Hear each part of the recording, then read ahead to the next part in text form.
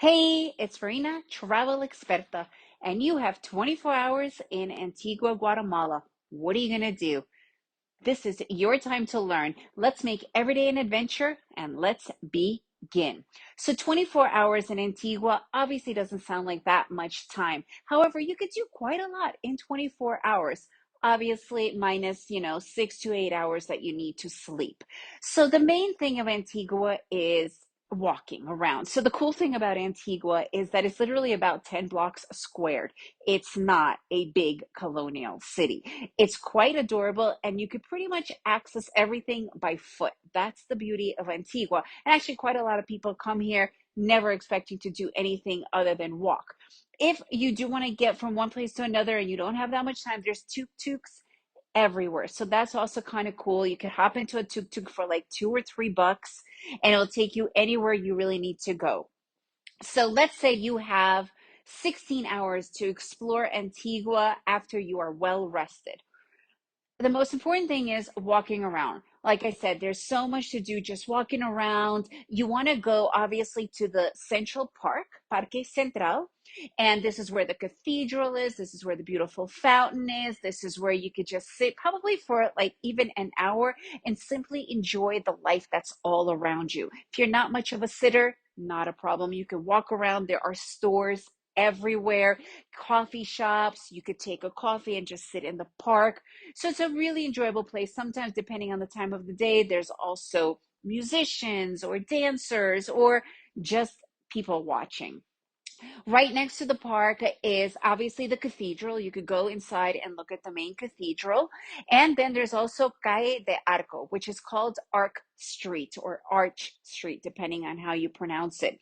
So Calle de Arco is also pretty main street. On weekends, they close it off, so it's just a pedestrian street. During the weekdays, there's not that much traffic around, so you could easily walk around. And it's a really awesome street. It's got the coolest stores on there.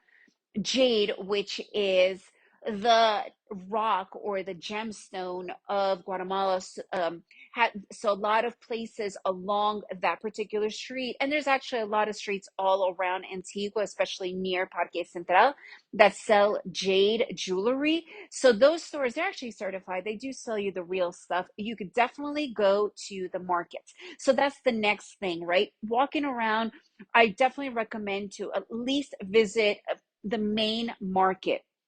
You could easily walk to the main market. It's near the bus terminal. So there are market days. Make sure that you listen to the episode about market days of Antigua, but I'll just give it to you really quickly. So market days are Monday, Thursday, and Saturday. And the only reason for market days, not much really changes with market days itself, other than a lot more fruits and veggies and flowers come in. So it's a lot more chaotic.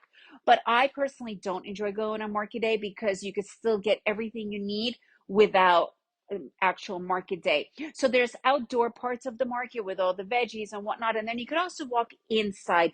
And inside the actual market, it's mainly closed. There's a lot of very local eateries. Go at your own risk. I'm not going to say anything more than that about eating in there, having lunch, or even a drink. Again, go at your own risk. They're not the most sanitary, but they are definitely a fun experience. Right next to that main market, there's also the artisan market, and that's a really cool place. And that's open 7 days per week. And that's where you could, find everything you want, like the colorful fabrics and cups and jewelry and clothing and pretty much anything you want. And you could definitely bargain, really get really great prices. So those two are right next to each other. And honestly, I don't think you'll need more than 2 hours. And even 2 hours, that's a long time. That is if you're really walking around slow, having a drink. It's not that big. So now you'll have a lot more time to then head back into Antigua Center. If you're into museums, there's certainly some. I'm not going to mention any here because you're not here for that long.